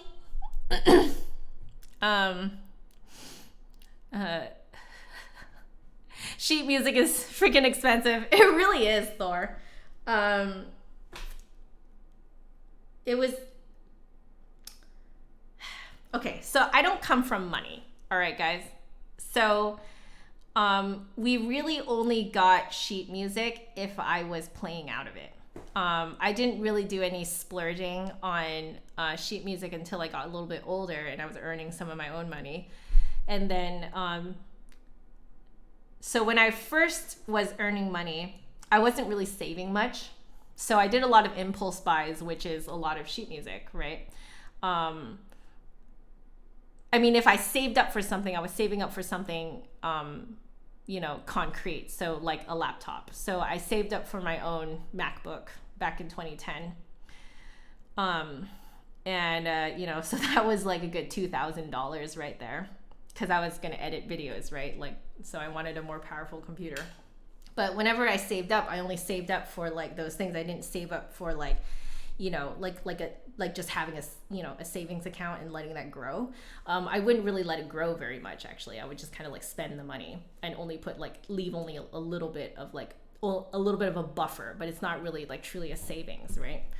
So I did a lot of impulse buys when I was younger, which included a lot of sheet music. But then once I kind of got on my own and then was, you know, starting to save up to be able to pay my own rent and stuff like that and pay my own bills, that was when I started to get really, really frugal. And I kind of stopped buying sheet music because it's so expensive. And I was just like, well, am I even going to like play this music anytime soon? Why would I buy it, right? Because my time was taken up with developing this, right? So, you know, thank God that IMSLP is a thing now. You can get so much music on there. Scrib.com is also a thing where you can find a lot of flute music on there too. You can find a lot of sheet music on Scrib.com. So like that is a lot cheaper than buying this music that can sometimes be a ridiculous amount of money, really. Like sometimes a book will cost you like an average of $50. There's one, I think the Nielsen Concerto cost me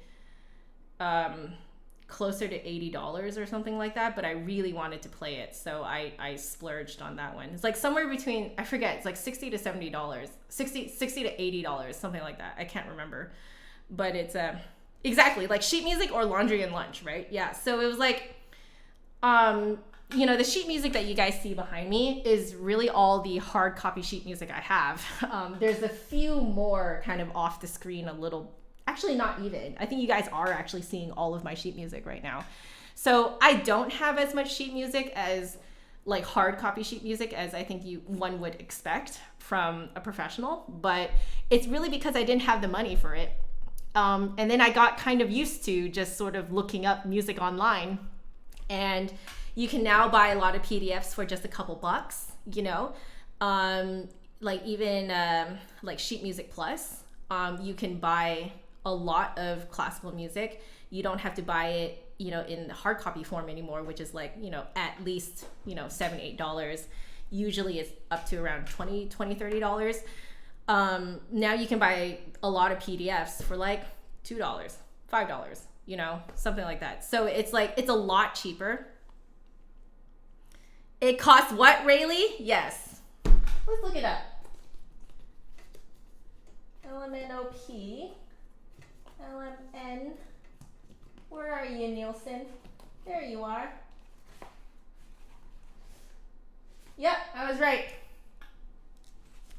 I'll show you. This is in Canadian dollars, but there you go. I left it on there. It's $84. Why? Is because it was imported, I believe, from Denmark. Some sheet music is very expensive.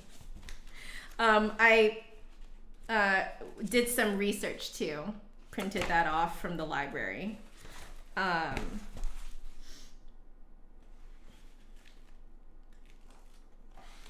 Yeah, I love this.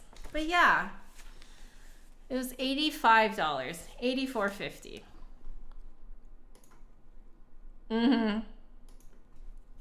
Your Nielsen looks different. What edition do you have? Yeah, this is the one I have.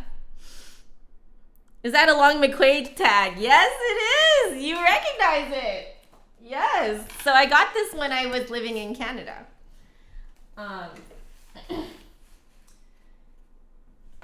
I can't recall exactly if I bought it just within the store, or if I actually had to get them to order it for me. I can't remember. But yeah. Oh yeah, Flute Tunes is really good too. I have been telling my students, if you need to do gigs, go to Flute Tunes. You can even sort by like type of like, you know, type of music, which I think weddings is one of them. So now you don't even have to like go buy a ton of music for even doing gigs. You can just go to Flute Tunes and just download some stuff. I did that for a few weddings that I was invited to play in.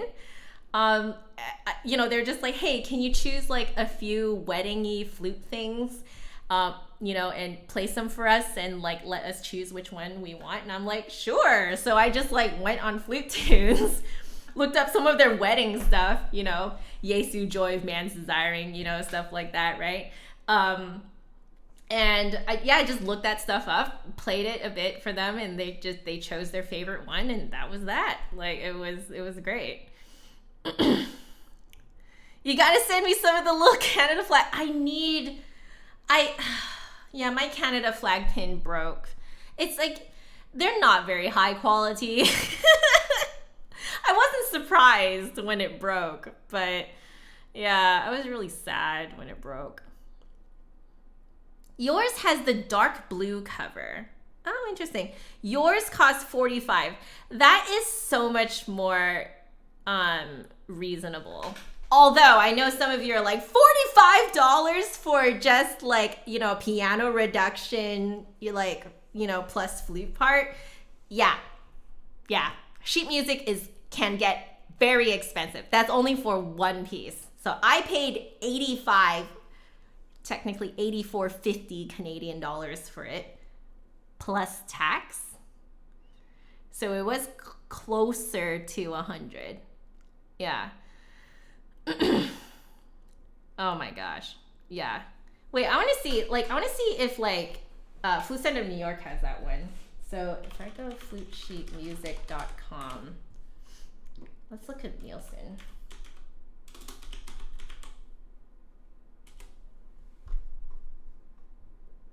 Did I spell Nielsen correctly?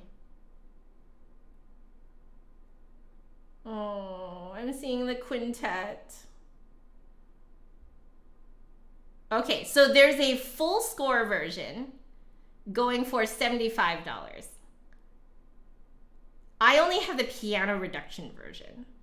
Oh wait, I see your version, the dark blue cover one. Yeah, $45, right? $44.95. Ooh, but I already have one. So, I think what I ended up doing with this one, I know for a fact that this one was imported into into Canada. So that's one of the reasons why the price was so high. Yeah.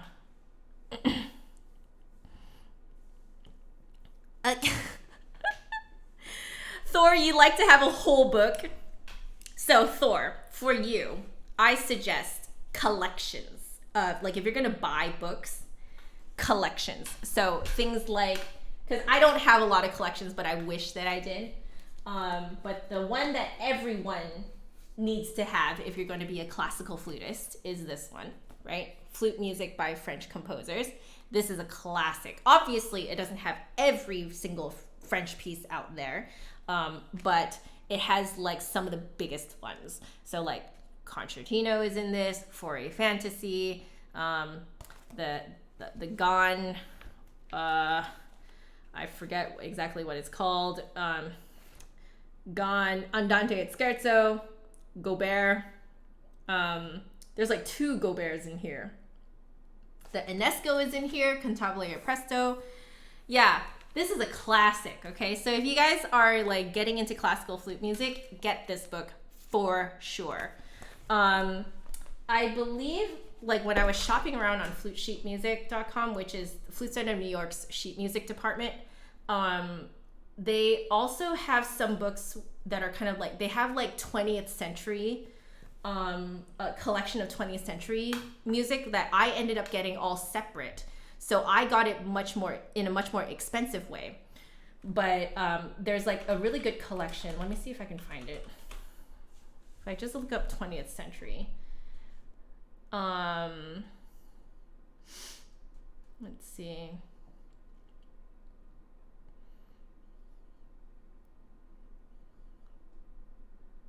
I can look up maybe, how do I look this up? If I look up collections, there's my favorites on there. Let's see, favorite classical collections. Yeah, maybe. Yeah. Oh, the 24 flute concert studies. I love that they have this. So my family bought this, like my parents bought this for me on a whim. But there's this one. This only has the flute part in it for all these things. But it's going for $25. I don't know how much we paid Oh, we paid $20 for this back in the day. Okay, this was what, 20 years ago, I think. So this is a nice collection, but it doesn't have any of the piano parts. So basically user beware. So this one is good. Let's see. Yeah, these are great. Album of flute duets. Fantasias. Yeah, so you want to look for books that have like a collection of pieces in it. Oh, there's a young flutist recital book. Ooh, I've never heard of this. Wait. Yeah, like 13 bucks, and then you get all these like really fun pieces in it. Yeah. So definitely get collections of, oh right, there's another like really famous one. This one, Selected Flute Solos. This one has both flute and piano. So this is really good.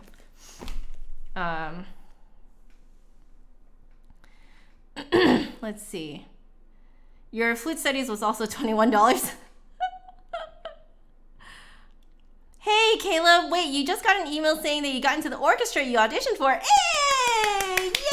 Yay! Oh, congratulations, man. That must be fantastic. Wait, Enescu is Romanian and he's in the French book? Really? Well, I learned something new. Thank you for letting me know, Amir. Do I know if you can custom order sheet music from Flute Center New York? You know what? You can always talk to them. I believe Julian is the one who heads the sheet music department.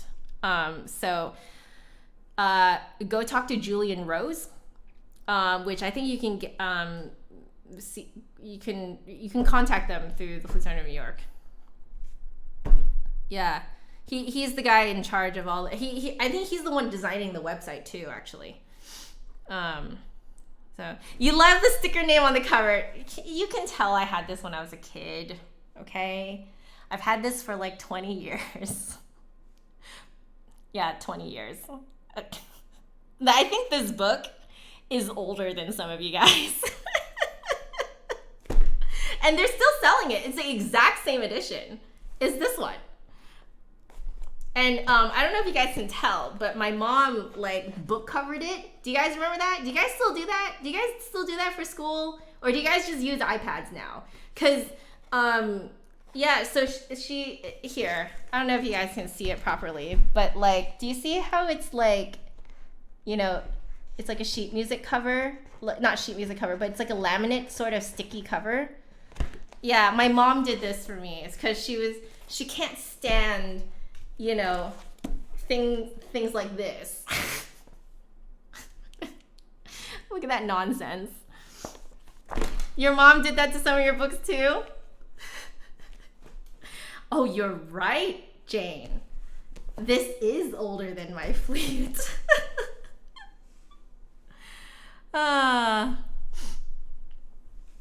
Yeah. What was my favorite San Francisco Symphony concert? Wow, what a question, Alexander. By the way, welcome to the stream. I'll answer your question, and I kind of have to go. I just realized we're like past time now. So, okay. So, I don't know about my favorite concert, but I will tell you about my most memorable concert. I believe it was a Mahler concert. And if my recollection serves me correctly, I believe it was Mahler 2, I think, but don't quote me. But it was the last concert that we went to as a family with a dear family to my brother and me.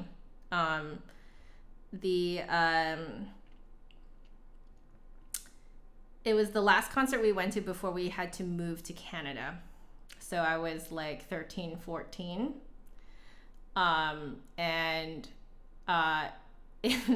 So the reason why it's memorable to me is because this family that we went with, we went to the same youth symphony as their children. And we all became really great friends. All of us were really into Lord of the Rings. We were really into Mahler symphonies and stuff like that. More so, our older brothers were into the Mahler symphonies. But that last time we went together, and yeah, it was very bittersweet. They were very dear friends to us, and having to move away from them and dealing with that kind of loss when you're like 13, 14 is pretty hard. It's pretty hard because, you know, when you're 14, you're really young, and it's really strange to know that your life is going to be completely different after you move somewhere else entirely. And, you know, you're like, it's going to be different people around you, different environment. So it was a lovely time, but it was very bittersweet. And yeah, it makes me kind of sad thinking about that time. But it was a lovely time. Yeah, my memories are very, like, they're very vivid in terms of sitting with our friends that we knew that we weren't going to see again for a long time. And, you know, especially when you're a kid, you don't really have much control over, like, you know, visiting, you know, friends from far away. And at that time, you know, we didn't have things as convenient as like Discord or whatever, right? So, you know, and like texting was expensive. You used to have to pay for them, you know? And people didn't that regularly use email. We did use email, but it wasn't like super regular, you know. So it was still very slow to communicate with each other. So we kind of knew that this was going to be the last time that we were going to like really hang out for a really long time. So Mahler can make you cry as you're walking back to the car. So yeah. It's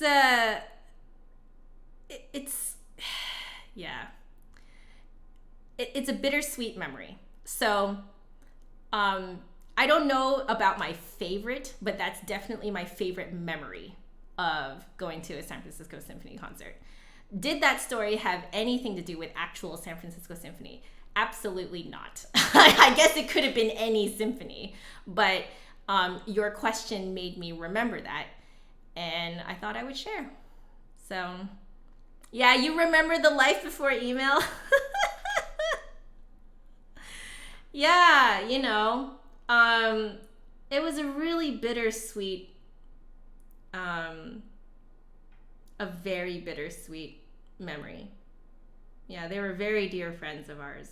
And when you're a kid, you don't have control. You don't, and you don't have, the kind of maturity to just, you know, say a lot of those kinds of suppressed feelings out loud, you know, of like, you know, not knowing when you're going to see them again. It's a loss. It was definitely like, I was dealing with the prospect of loss, like I was dealing with imminent loss. Like, and like, I very much knew that chapter of my life was ending, and it was really tough to deal with for the first time in my life, right? So, yeah.